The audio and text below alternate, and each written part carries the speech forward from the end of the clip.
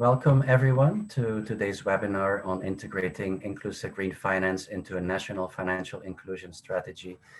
My name is Dieter de Smet and I'm the Policy Manager for Financial Inclusion Strategy Peer Learning Group at the Alliance for Financial Inclusion, and I will also be moderating today's session.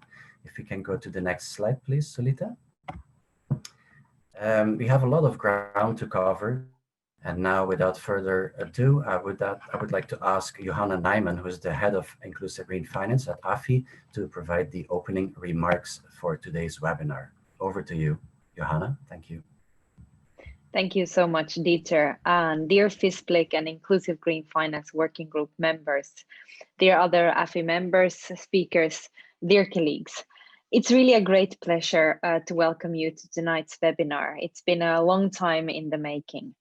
Tonight, what we are about to discuss is true collaboration, exploring the intersect between the work of FISPLG and the IGF working group, exploring how to integrate climate considerations and green elements into a national financial inclusion strategy. We very much welcome this work and the upcoming knowledge product.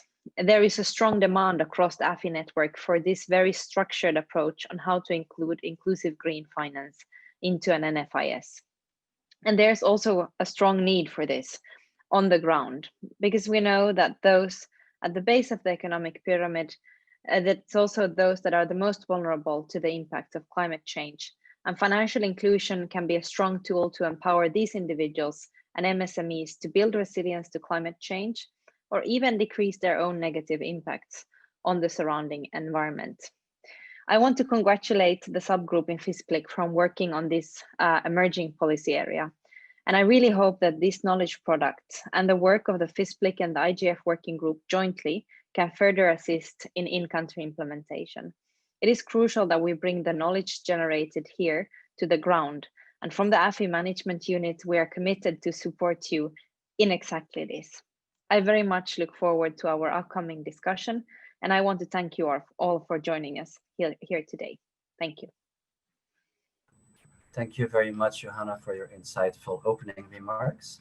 And if you would allow me, I would like to quickly go over today's agenda. We have 3 speakers lined up for you today. The first speaker is Laura Ramos, who is the IGF Working Group Policy Manager at AFI. And Laura will be focusing not only on the impact of global climate change, but also the risks related to global climate change. And we'll also focus a little bit more on explaining what IGF means and where it sits within the taxonomy of sustainable finance. And from there on, we will focus on the next presentation, which is going to be delivered by Nangsi Dema. And Nangsi is the head of Financial Inclusion and Literacy Unit at the Royal Monetary Authority of Bhutan, and is also the subgroup lead, which has been very active in delivering on the guideline note on integrating IGF in an NFIS. And Nangsi will be, during her presentation, will be highlighting the components of this guideline note as well as how to use it. And then for our final presentation, Sonam Rinzin, who is an analyst at the Department of Financial Regulation and Supervision at the Royal Monetary Authority of Bhutan, will be walking us through the Bhutan IGF roadmap, and will be specifically elaborating a little bit more on what Bhutan did and how they did it, and how they integrated IGF in their financial sector roadmap and how it became one of the strategic pillars of their roadmap. After the presentations, we have some time for Q&A, and then I will be providing the concluding remarks. So without further ado, I would now like to invite Laura to start her presentation on inclusive green finance, back to the basics. Over to you, Laura. Thank you. Thank you very much, Dieter. It is a big pleasure to be here today, and I'm very delighted to welcome you again to this joint FISPLG and IGF working group webinar on integrating inclusive green finance policy in a national financial inclusion strategy. Today, as a context setter, I will provide you an overview on what inclusive green finance is. Next slide, please. We all know that climate change continues to impact everyone around the globe, and in one way or another, we experience these effects most, especially the rising global temperature and other associated effects. Next slide, please. This slide shows the projected growth in carbon emission and the resulting global temperature rise based on historical data under different scenarios that includes business as usual and following the 2 degrees Celsius and the 1.5 degrees Celsius pathways. It's just me that not doing anything about it will result to a warmer globe that we can only imagine what that means comparing to a relatively warm temperature that we have at the moment. Next slide, please. The impact of climate change to our communities, whether slow onset impacts such as melting of ice glaciers and rising sea level, or rapid impact, which include tropical cyclones and hurricanes. A World Bank report has already mentioned that an additional 100 million people will be pushed to poverty by 2030 if nothing is done to build resilience and mitigate the impacts of climate change. Next one, please. Here are the projected effects of climate change to economic development expressed in terms of the GDP. Next one. And it presents the risks to the financial system, mainly physical and transition risks. Physical risk, which we are mostly working on, includes extreme weather events, as mentioned earlier, such as hurricanes and typhoons, which may result into widespread disaster, and slow onsets such as rising sea levels, melting permafrost and glaciers, and prolonged droughts, which can also cause massive displacements and other cascading effects. Then there's a transition risks, which occurs in the shifting towards low carbon and greener economy, which may lead to stranded assets and higher cost of doing business. While transition risk impact bigger businesses, it also impacts the low-income population in terms of job displacements and loss of livelihood. There's also the liability risk, which comes from people and businesses seeking compensation from the physical and transition risks. Next one, please. This is where IGF comes in and what it can do amid climate change and the risk that comes within. Then the working definition for IGF is policies and regulations that aim at enabling mitigation and building resilience to the negative impacts of climate change and environmental degradation through financial inclusion. It's a rapidly developing policy area, and financial regulators have been adopting a range of policies not just on resilience building, but to expand access to green technologies and include the poor in the transition to a low carbon economy. Next one, please. In terms of the Sustainable Development Goals, IGF contributes directly to the realization of the SDG 1, no poverty, 7, affordable and clean energy, 13, climate action, and 17, partnerships, and indirectly to the other goals. And yes, definitely contributes directly to the realization of the Paris Agreement, especially Article 2.16, which is making finance flows consistent with a pathway towards low greenhouse gas emissions and climate resilience development. Next one, please. This chart shows where IGF is in the broad green and sustainable finance space. It also promotes a balance of environmental, economic, and social development, but focuses on the most vulnerable population who are also the financially excluded. Next one. The essence of inclusive green finance is linked to building resilience to adopt and mitigate the impacts of climate change for the most vulnerable populations. Saving a special format savings can provide buffer against cost increases, diversity risks, access to credit, accelerate recovery, and reconstruction following a climate change event. Credit can propel green investments, for instance, low carbon technologies, recovery and reconstruction, more resilient housing, and agriculture. Insurance can provide a safety net that can support immediate resumption of activities following a hazard event. Then the digital finance enables not only the access to these services, but also provides support to humanitarian response in case of disasters. Next one, please. This is the 4P framework of inclusive green finance, which are promotion, provision, protection, and prevention. We will discuss each of them in the following slides. The first P is for promotion, which refers to policies and initiatives to prepare the private sector to offer financial services for green projects or environmental related activities to qualified beneficiaries.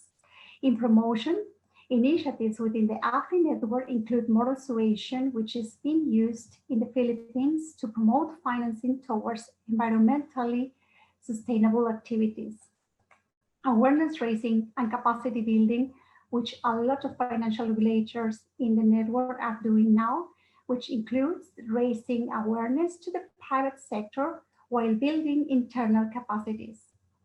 Collection of green data, which is still very limited, but there have been efforts such as in Bangladesh Bank regularly, Bangladesh Bank regularly monitoring and reporting green activities, and the Philippines that gathers data on the impacts of disaster associated with natural hazards to understand the quantitative impacts of extreme natural disasters to banking performance, and most recently, Reserve Bank of Fitch's integration of green elements into the demand side survey.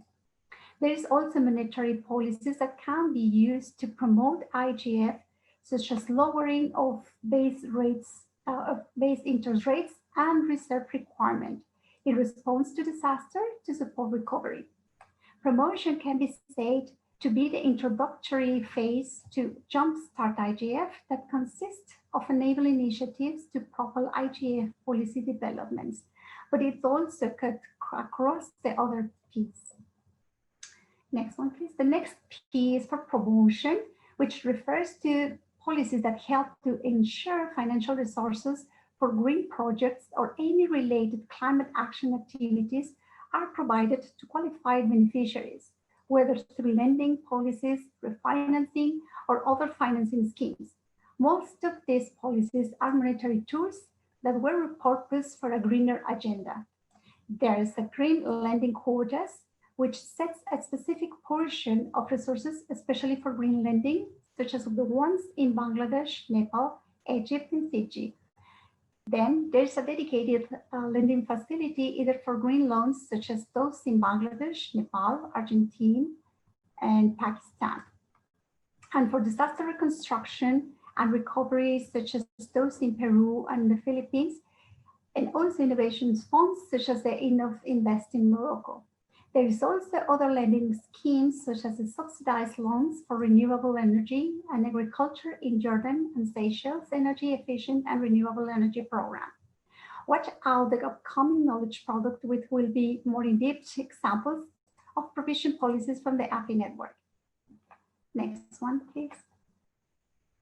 Here we have the protection policies to reduce financial risk by socializing potential losses through insurance, credit guarantees, social payments, or other related risk-sharing mechanisms. These policies provide safety nets to build resilience and accelerate economic recovery following a natural hazard event. Protection policies that we find across the network include the climate risk insurance, of which an example is the Central Bank of Armenia leads to establish a climate risk insurance system for smallholder farmers, already launched today. Credit guarantees such as, so we have a knowledge product that was already launched today. Credit guarantees such as the Nigeria incentive-based risk-sharing system for agricultural lending and the Ghana incentive-based risk-sharing system for agricultural lending. Allowing early partial withdrawal from the pensions funds is also seen in Vanuatu and Fiji following a disaster event and the use of mobile money to enable rapid distribution of governmental social aids in disaster case, which is still in situ. Next one, please. And last but not the least, prevention policies aim to avoid undesirable outcomes by lowering financial, social, and environmental risks. These policies are somehow linked with provision policies in terms of credit risk management. The most prominent is the environmental and social risk management guidelines, which are present in the countries such as Nepal, Paraguay, Brazil, and Bangladesh. In other countries such as Philippines and Pakistan, this is included in other national financial sector policies. Next one, please. This slide shows the progress in linking climate change in the NFIS and other financial sector strategies in the AFI network. There are now 7 member countries that have explicitly linked climate change to their national financial inclusion strategies, and 11 member countries that have linked climate change and financial inclusion in other topic financial sector strategies. So this is our core topic today. Next one, please. This slide is meant to highlight the importance of defining green or sustainable finance, especially in the absence of the national green taxonomy, to provide scope and guidance for subsequent policy developments and activities such as data collection. The examples of this slide reflect some approaches to defining what is green. There have been developments in green finance and sustainable finance taxonomies, including the Bank Negara Malaysia principle-based taxonomy, as more and more countries are developing their own national taxonomies for green or sustainable finance. You can also check the IGF resources database for the link to the examples on the slide, and the World Bank also recently released a guide on developing a national green taxonomy, which can also be of help. So finally, next slide please. Finally, I would like to just mention what are the trends and the challenges up to now. That is the definition of what green is, also related to taxonomies. Also, there is a debate about if such policies has to be incentivized or penalized as financial sector. The trends are also related to fintech, to accelerating IGF, and to incorporate specific gender considerations. So that's the end of my presentation. And I would like to go back to Dieter. Thank you very much. Thank you very much, Laura, for this great presentation, which also provides a great foundation to work from for the next presenter, and that is Nangsi Dema. So I would now like to call on Nangsi to start her presentation with regard to the integrating IGF in an NFIS guideline note. Over to you, Nangsi. Thank you very much.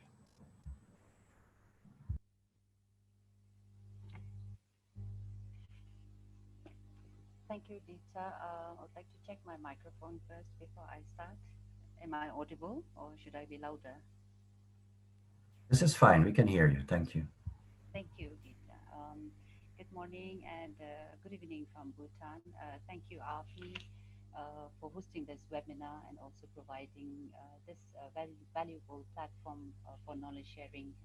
Well, I'm Nangsi, and I currently work for the World Monetary Authority, and I'm also chairing or leading the IGF sub-working group. And for today, so on behalf of the sub-working group, I'll be presenting on our knowledge product deliverable, which is on integrating the IGF element into the NFIS. And just to highlight that this knowledge product is at a very final stage, and I think for publications, and we look forward for the publications as well. So before actually starting, maybe can you go to the next slide? Maybe I'll just, yes, so this is a very beautiful picture of Bhutan. So you can see a lot of greenery there. And I'll be presenting on integrating IGF elements into NFIS, which is a guideline knowledge product for now. Next slide, please. So in my presentation, I'll be basically covering the outline here. Can you click the thing? Animation. Yes, so I'll be covering on why IGF is important and why it had to be incorporated into the NFIS. I'll be highlighting on the challenges and the purpose and the rationale of integrating the green finance IGF into the NFIS. I'll also touch on defining green and the green taxonomy across RP networks. And we'll look into the formulation process that the group has developed for IGF Inclusive NFIS, which follows the NFIS cycle as well. And we will also be looking into the implementation plan and measurement aspects of IGF. Nangsi, sorry to interrupt you, but could you speak louder a little bit, because our interpreters are having difficulties in hearing you. So if you could speak a little bit louder, that would be very helpful. Thank you. Thank you, Dita. So is this okay? Yes, I think this is much better with the microphone closer. Thank you. Right, thank you. Right, next slide, please. Okay, so maybe I'll start with some triggering questions before I move on to this slide. Maybe basically the questions are, does your country have an NFIS in the first place? And if you do, is a green component included in your NFIS? Or there are other questions such as, is your country prone to disasters, or does your financial sector policies or system, does it have sustainable elements to it? So the guideline basically tries to answer to all of these questions and assist member countries in developing the NFIS, which should include and crucially include the green component into it. While looking at this now, we're just like Laura set the stage of the global scenario as to why it is important and how we are transiting to low carbon economy. What we are looking into is transiting to green economy, and it makes sense that now that it is not a choice for policymakers, it has to be embedded now into our financial policies. And the key transition here is to make a very paradigm shift, embracing the rapid economic development, whatever we see through technology advancement or use of natural resources. But we are also looking into balancing it, having it a more resilient, a very inclusive and sustainable socio-economic development. So this is a central theme for policymakers, and what we are looking into is that in many cases we look into environmental costs, outweighing the gains of economic activities that are generated, and we're looking to eradicate poverty and improve livelihoods here. And then it does make sense that we do it through financial inclusion policies, because most countries have seen that they have green finance, but they do not have the inclusive component into their green policies. And this is a right opportunity to accelerate the green component into the financial sector through the inclusive lenses. And it has been, of course, globally recognized. Laura also highlighted that the United Nations Environment Program does have this as a critical component, and the Paris Agreement, which is also the landmark agreement addressing the climate change or combating climate change. And for AFI network, I think it started with the adoption of the Sharm el-Sheikh Accord on Financial Inclusion, Climate Change and Green Finance in 2017. So next slide, please.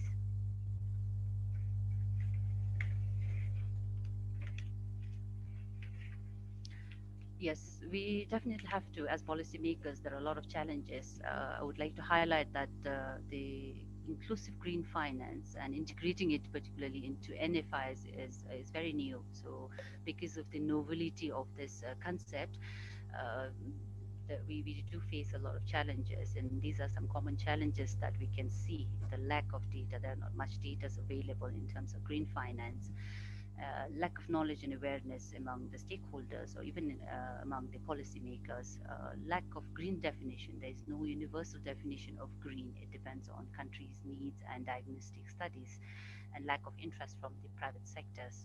So while we have these challenges, and there are some more, but it's not that there's no solutions to it. So we're looking into, there's a lot of solutions that can overcome all of these challenges. So can you click the next. Yes. So the solutions here, what we are looking into is incorporating the IGF elements into, we already have demand side surveys, so data can be collected through demand side surveys and also from the supply side data.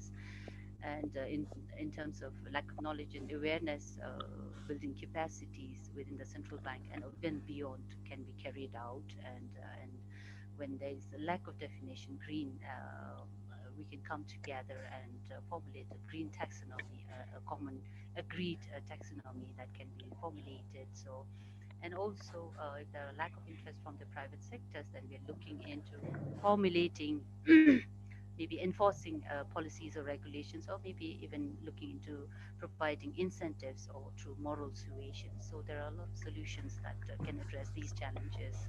Next slide, please.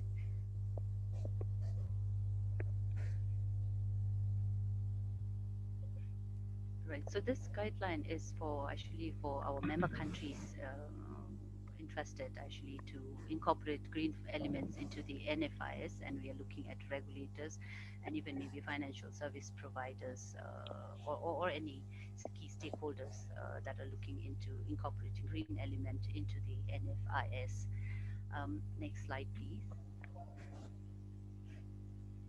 Right, so this document cannot be read alone. It is built on several AFI publications. So this guideline note should be read in conjunctions with some of the AFI knowledge products. We are aligning it to the National Financial Inclusion Strategy Toolkit. So it aligns to so much on the processes, the pre-formulation, formulation stages are all aligned to the NFIS cycle. And then we have two publications, the Survey of Policy Landscape, first and second edition on inclusive green finance. Next slide, please.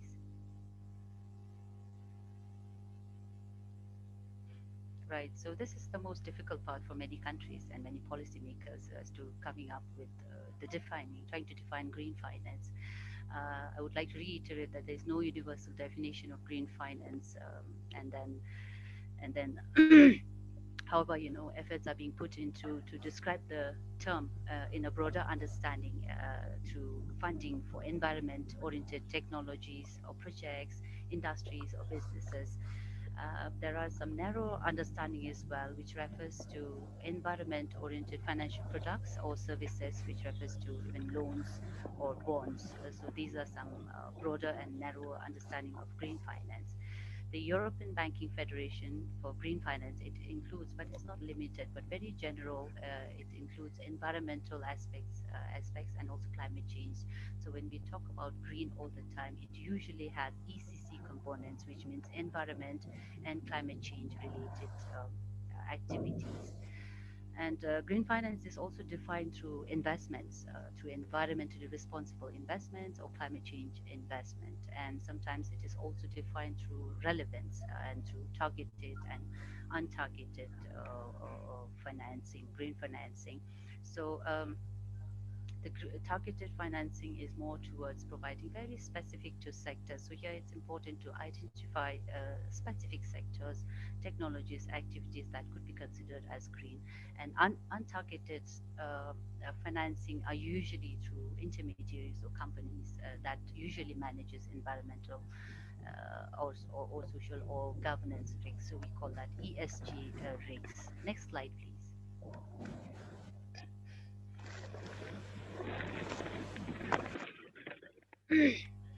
And if you look at the AFI member countries, they have not defined green, but we see a lot of initiatives taken. For instance, Bangladesh Bank, they've issued an exhaustive list of around 52 financial products, and also Brazilian Bankers Federation has developed a methodology for assessing green finance. People's Bank of China, generally, they define green finance as policies or series of policies or institutional arrangements that could attract private capital investment into the green industries. So these are some examples that is there. Can you click on the next? Right, but very importantly, no matter what the country defines green finance, whether it is very broad or narrow, or they define it through investments or through relevance. What is more important is that I think it would make sense for any country to come up with a green taxonomy.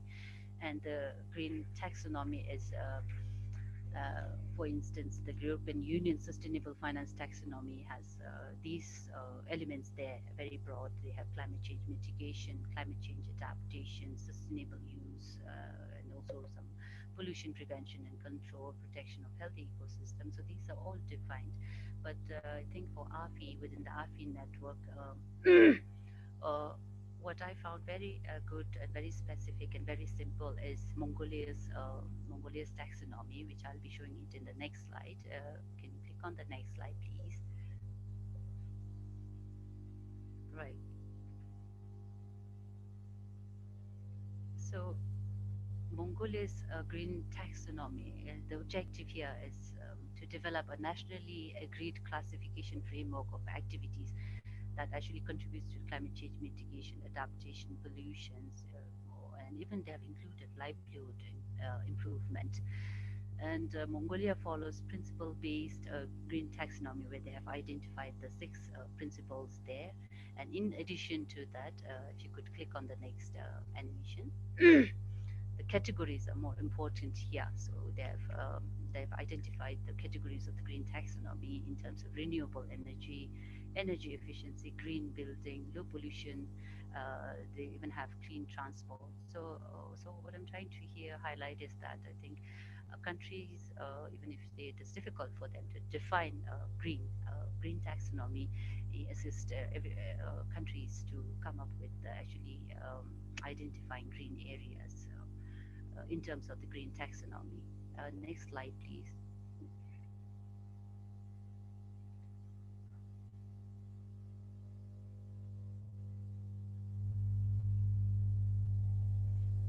So here, Laura has already highlighted about what the 4P policy means. And here, if you put in the countries which have initiated on all the 4P policy areas, I'll just briefly take through. For instance, say for Bangladesh, Bhutan, and Morocco, there are more countries, but here Bangladesh has, under the promotion policies, they have published quarterly reports on green banking activities. Bhutan has conducted a stakeholder capacity building workshop. Morocco has conducted sensitization awareness on the green finance. So this is all under 4P policy promotions. And in terms of provisions, it's basically, regulators having provisions in terms of refinancing or lending schemes. For instance, Argentina has relaxed conditions for loan, or there are some subsidized lending schemes. Egypt has allocated 20% of their loan portfolio to financing MSMEs, including renewable energy and all those. And in terms of protection, is mostly to see how each countries have allowed protection schemes for their people. For instance, Fiji has allowed people to withdraw 20% from their retirement accounts to rebuild their homes. Ghana has supported development and implementation of the incentive-based risk sharing, and so on and so forth. So in terms of prevention policies, you can see Bangladesh, they have introduced, usually prevention scheme will always have the ESRM guidelines being issued by most countries. So Bangladesh, Brazil, and Paraguay are some of the countries that have introduced prevention policies. Next slide, please.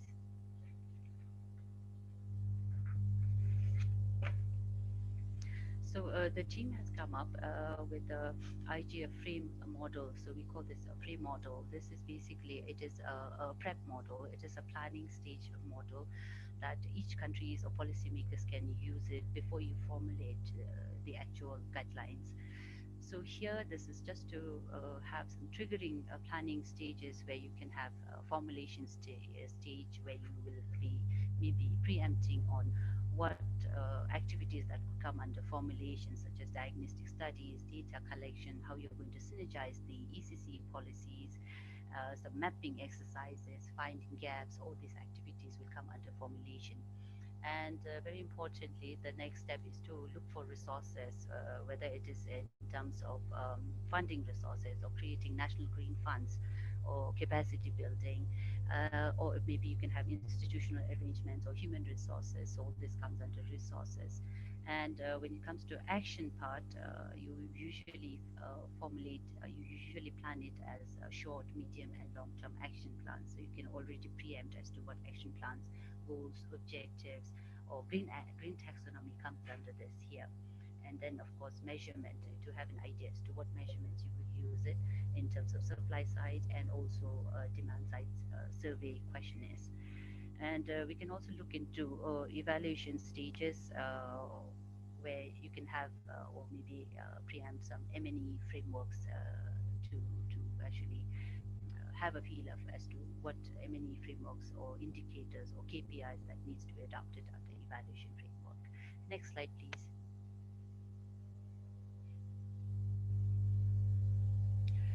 So while developing the IGF inclusive NFIS, we follow the NFIS cycle. So we look into phase one as pre-formulation stage, then we have the formulation stage and the implementation stage.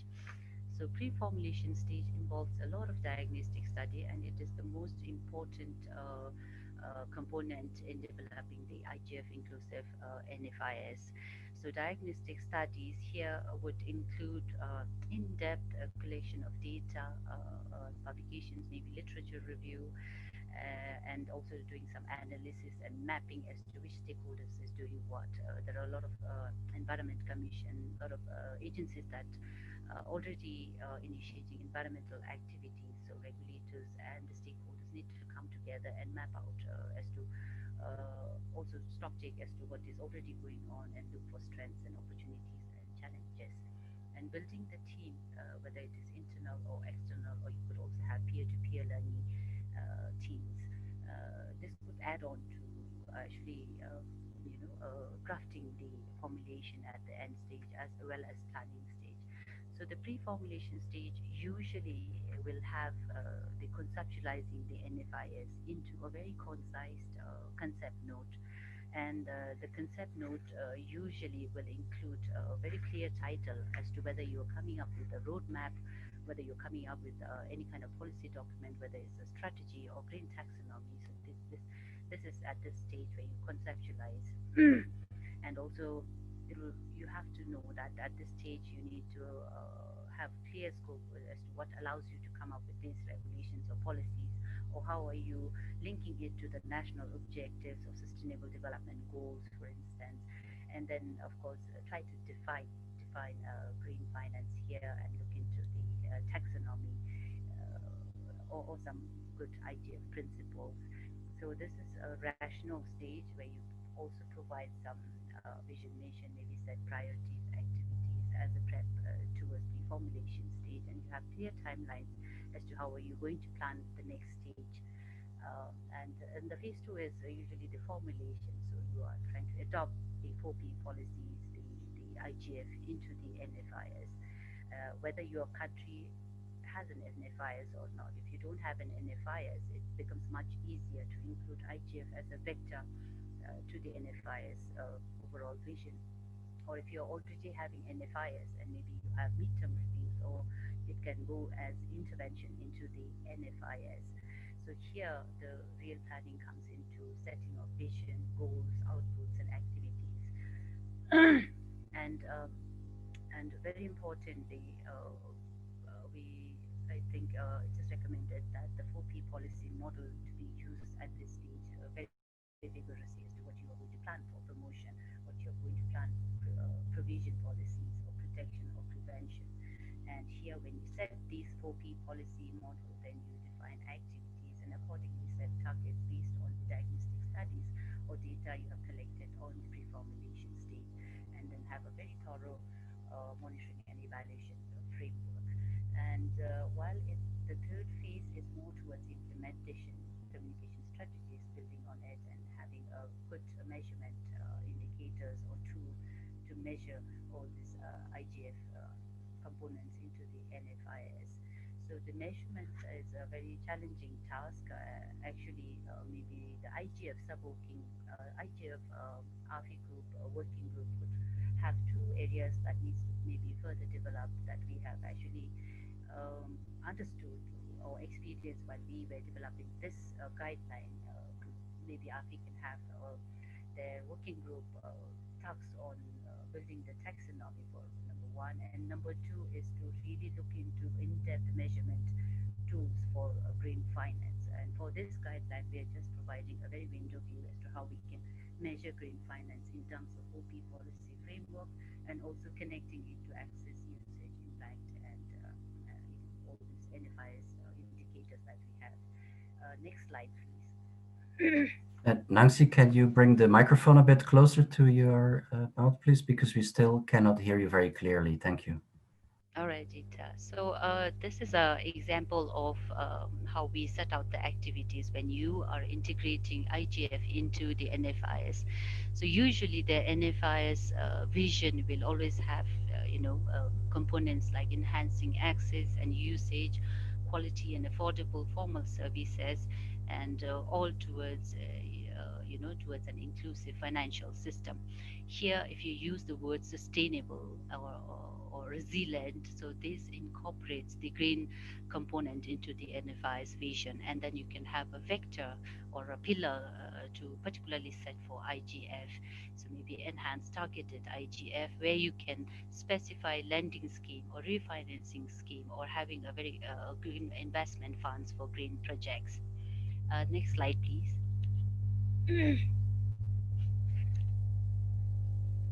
Right. So I'd like to highlight more on the IGF measurements. So usually when we frame policies, in any policies actually at the regulators level, we have policies and we measure impact to supply side or demand side. And here, as you look at the core, the bottom is where you will frame the 4P policies based on AFI's knowledge products. So the policies that are being formulated, these are at the financial sector level, but then it adds on. There are enablers to all these 4P policies again, how you need to measure and also include the enablers, which could be carried out by other agencies, maybe having tax incentives, or there are any subsidies, infrastructure capacity building being provided by other agencies. So it should add on to the 4P policies. And then we look at the impact at financial sector level and at the national level. And when we national level may be very challenging for policymakers, particularly at the central bank. But at the financial sector level, we can look to the measurement of the effectiveness of 4P policies that can be carried out through incorporating the financial inclusion measurement indicators such as access, usage, quality, and impact. Next slide, please.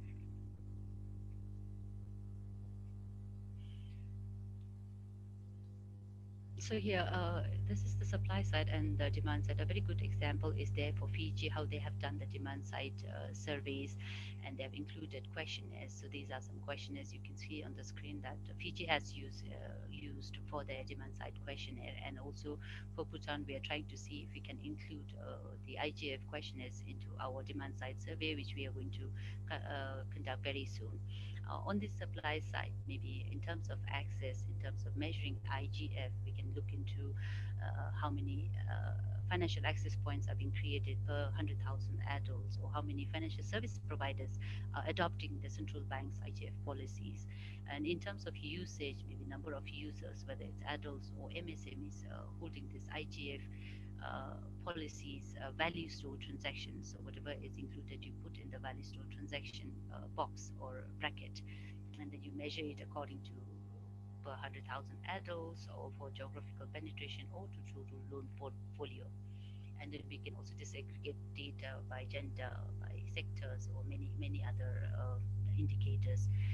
And in terms of quality, maybe we can look into like the time taken to obey IGF provision policies, number of institutions complying to the ESRM guidelines. And when we have the impact, we look at maybe we can look to the extent of how many green jobs we have created, or enterprises we have created in the financial ecosystem for the entire economy. And then we can also look into financial sector's share to green finance. Next slide, please.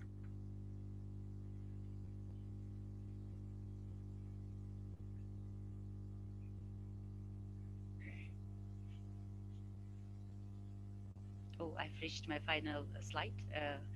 So overall, these are some key takeaway points that the sub-member groups would like to convey to the AFI member countries here.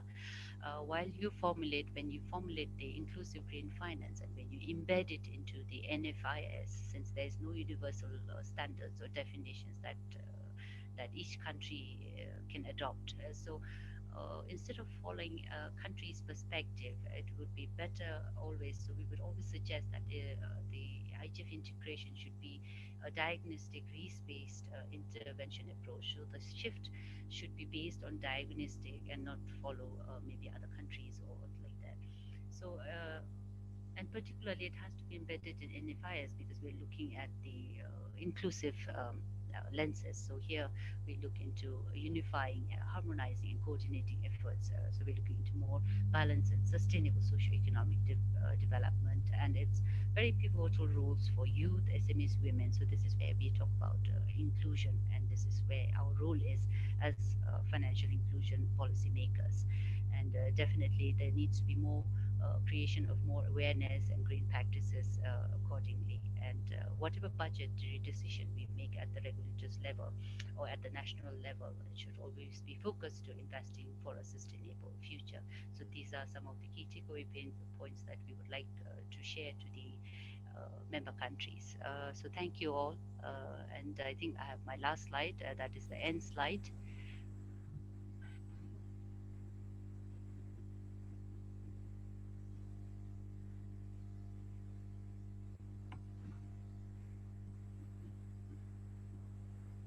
Hello. Yes, thank you so much, Yes. Nangsi, for your Thank you. insightful presentation. And on behalf of AFI, I would also like to thank you for your continued leadership and congratulate you on your continued leadership and ensuring that this very important knowledge product is being pushed towards the finalization phase and together with the input of the subgroup working group members. So your hard work is very much appreciated. So thanks again for that. And now we've already come to the final presentation for today's webinar. And here Sonam Rinzin is going to tell us more about the Bhutan IGF roadmap. So over to you, Sonam. Thank you. Hello. Good morning, good afternoon, and good evening to all the participants around the world. So next slide.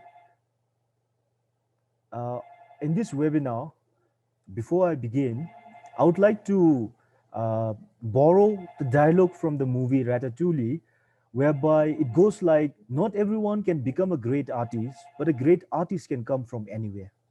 So my team working on inclusive green finance, we believe that we believe in this dialogue whereby it gives us hope that coming up with something like green finance, which is totally new, and then there is not being a concrete definition of green universally. So it is a challenge, but then we look towards this and then we feel motivated that even we can come up with something out of nowhere. And then National Green Finance Roadmap of Bhutan, what we are trying to inbuild is we believe that it is something like moving forward with values, because values is what defines being Bhutanese. We believe in our culture, we believe in our tradition, and we believe in our ancient practices. And then there are something totally unique to our country. And one thing that we have shared with the world with resounding impact is gross national happiness. And that's why we also feel that even if this green finance being a utopian dream for Bhutan, maybe we can achieve. Next slide, please. And this is the fundamental reason why Bhutan today is taking the initiative of working towards green finance roadmap. Why now? Because this has been a calling from the throne. His Majesty the King on the National Day last year had proclaimed and called upon the nation, all the experts and all the people, igniting in ourselves the feeling of like, come up with an economic roadmap for 21st century Bhutan. this is where we from RMA want to contribute towards the economic roadmap for 21st century Bhutan. Next slide, please. Now, having to see the this slide, you can move on. You can flash all the slides. Yeah. So RMA's 21st century financial sector roadmap is built upon three pillars. One is the green finance, one is financial inclusion and literacy, and finally we have technology and innovation. So green finance has now found that prominent place of importance in the financial sector of Bhutan, which ultimately is going to further contribute towards the 21st century economic roadmap of Bhutan. That has been the vision of building a nation laying path for Bhutan to grow towards 21st century. So next slide, please. And now talking about the objectives of National Green Finance Roadmap, I can proudly say that AFI has given us some direction whereby the four objectives that we have defined here are in some way aligned with the 4 Ps of inclusive green finance developed by AFI member countries. And the first objective that we want to do with coming up with a roadmap for green finance is that we want to make the financial system of Bhutan robust and resilient to external vulnerabilities in the wake of COVID-19 pandemic. The second objective that we are looking with respect to this roadmap is towards lending and developing products and services that can deliver investable returns, not forgetting environmental outcomes. And the third objective of this roadmap is again to concentrate on green sector of Bhutan. And the fourth, finally, contributing towards transition to a low carbon economy. Now, the challenge what lies ahead is that already Bhutan is a carbon neutral country in the world, as well as wherever we look, it's green everywhere. You see green trees filled with mountains and all that. And whatever we are doing currently is are all green. So now where do we draw the line and say that this is more greener than that, and then come up with a green finance roadmap which differentiates? So that is a challenge that we are currently facing, but we do believe that it is a good challenge because it's not like other countries where you're converting from brown to green, but then we are already green, maybe make it much more greener. So the next slide, please. Now the background, talking about the background of National Green Finance Roadmap, I can say that this roadmap is basically inspired by the country's development philosophy of gross national happiness. And then it is also a contribution from AFI. The 4 key principles of inclusive green finance has been incorporated. And finally, we can say that the roadmap looks towards three directions or 3 time period: the short term, which is 1 to 2 years, the medium term, which is 3 to 5 years, and the long term, we are looking at a period of 6 to 10 years. Next slide.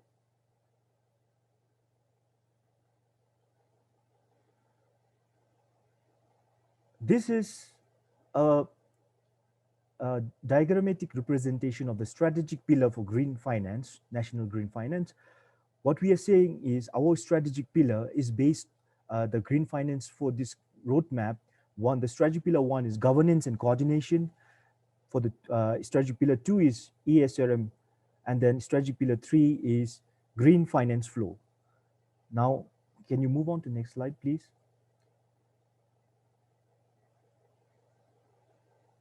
Next. Okay. So talking about the strategic pillar 1, governance and coordination, we are confident that building a sustainable finance committee is the way forward.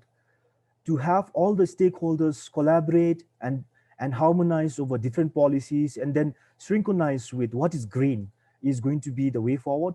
That's why we believe that under strategic pillar 1, governance and coordination, having a sustainable finance committee is very essential. Then to complement that, we also are looking towards capacity development and then research and monitoring. These are all assigned to different potential partners where AFI is one of them. And then we are also trying to look into our own capacity, like FITI, which stands for Financial Inclusion Training Center in Bhutan.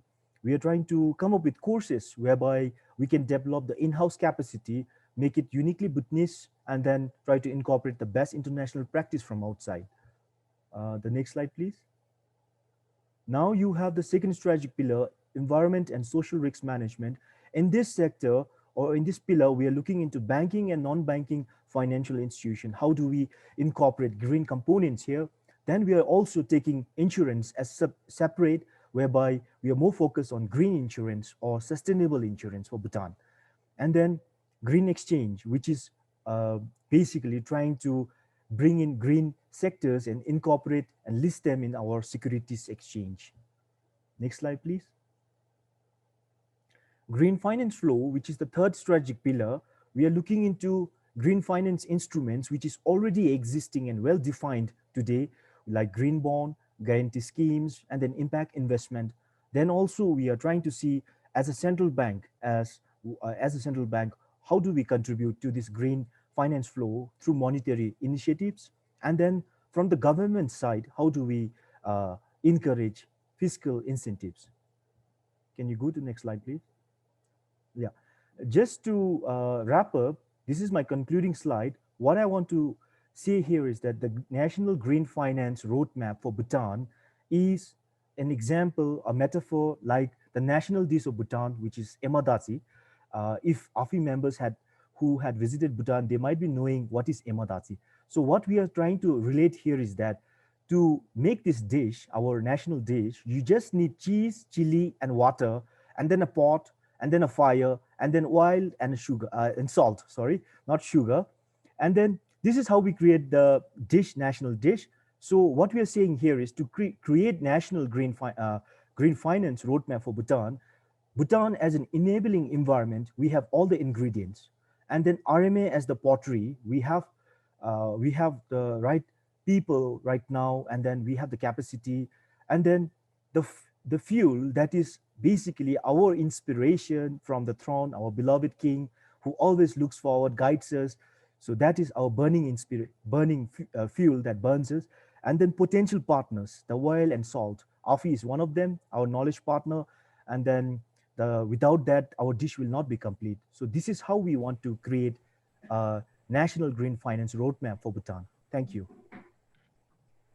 Thank you very much, Sonam, for this wonderful presentation. And it's really great to see that Bhutan can be one of those countries that can be an inspiration for other AFI members to learn from while they are devising their strategy on how to incorporate IGF into their NFIS. So thank you very much for sharing this information, which is both interesting and helpful. So thanks a lot.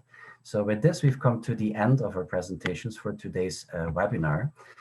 But I've also seen, now there's time for Q&A, but I haven't seen too much action in the interactive chat though. So I would nevertheless like to ask anybody to step forward if they have any question.